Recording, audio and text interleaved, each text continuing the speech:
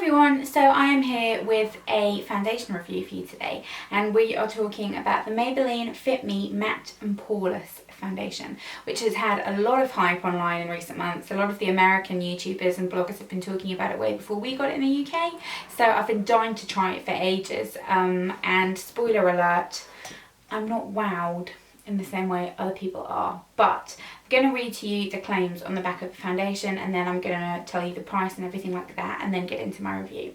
So it says, liquid foundation for normal to oily skin, mattifies and refines pores with blur micro powders for a poreless looking skin, matches skin tone and texture, natural seamless finish. And I've got it in the shade 115 Ivory. And that's something I wanted to mention. When I do foundation reviews, I always make sure that I mention the shade that I've got it in, but for some reason, maybe something about how I mention it, people never seem to get that I've mentioned it, and I always have loads of comments saying what shade is it, what shade is it, what shade is it. So it's shade 115 Ivory. I need to be clearer about that, I think. But I'm just checking on the Boots website right now so I can tell you the price, because I think it's either $5.99 or $6.99, and my phone has been not willing to cooperate with me for me to find the price of it, which I had tried to load before it happened. Bear with me. Let me just look it up.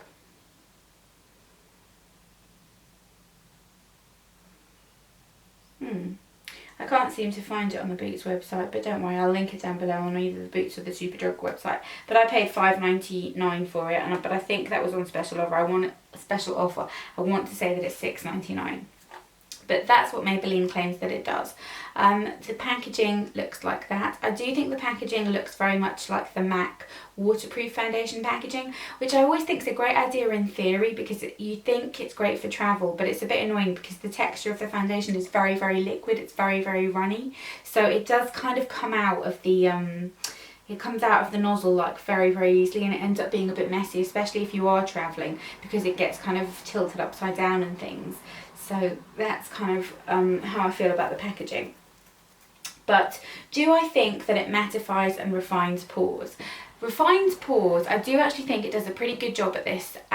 It's not refining your pores, but it doesn't make your pores more noticeable. It kind of glides over your pores in a really nice way, and it's the foundation that I'm wearing right now, which just looks, you know, I mean, like it's washing me out a little bit because I've got proper lighting going on here, so it's a little bit more difficult to tell, but I mean, my skin looks nice with it on my skin, but I don't think it mattifies, and I've got very oily skin, so that's, you know, like if you've just got slightly oily skin, then it might be okay for you, but I do find it not good at keeping you matte. I will need to powder and blot multiple times throughout the day with this.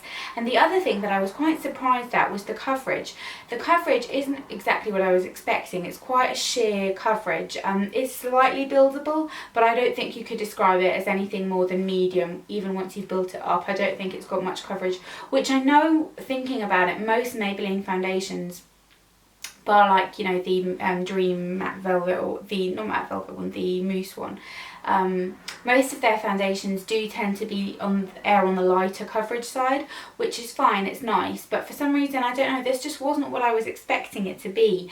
Maybe because I read so much about it and I'd seen so many reviews. It's a nice foundation, it's decent enough for the price, but I don't think it's amazing.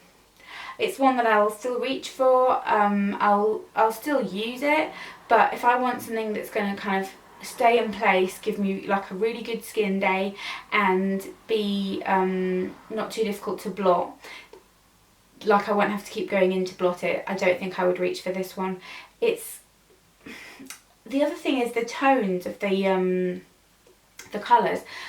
I found it very difficult to find my colours because I think they run really dark. So for example, this one, like I said, is 111 Ivory. I think this is like the second lightest shade. I'm not that fair at all. I'm like, you know, a light medium skin tone. So if you're very fair skinned, they won't cater for you.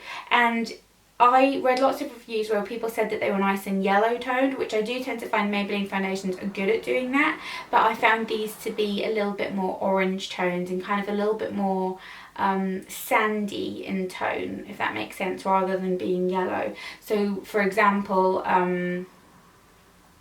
like the Fit Me concealers are really nice and yellow toned. I thought this would be in a similar vein.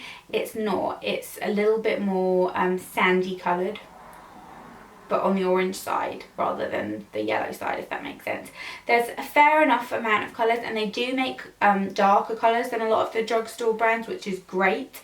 And I really think that that's just like amazing of them. But I do think the colours are not quite right. And that's something I do find really difficult with a lot of foundations, is just getting the tone of them quite right, because I find if it's slightly light, slightly dark, I can work with that, I can make that work, but when the tone's slightly off, I struggle with it. And I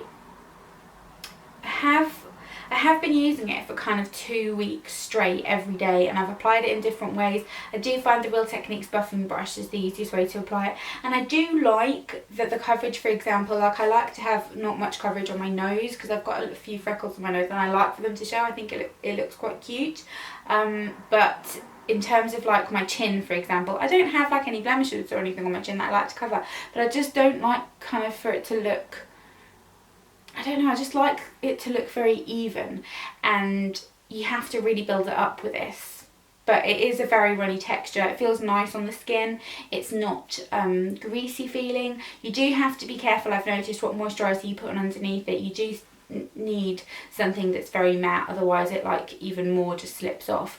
But all in all, if I had to rate it out of 10, I'd say it's probably about a 6. But then maybe that's just because, like I said, I had really high expectations for it and it didn't do that for me. In terms of longevity, it's not the best I've ever tried, it's not the worst I've ever tried. Like I said, I'll have to blot as well. So that's it. That's my review. I will link down below where you can buy it and let me know how you got on with it as well, and I'll see you next time. Bye!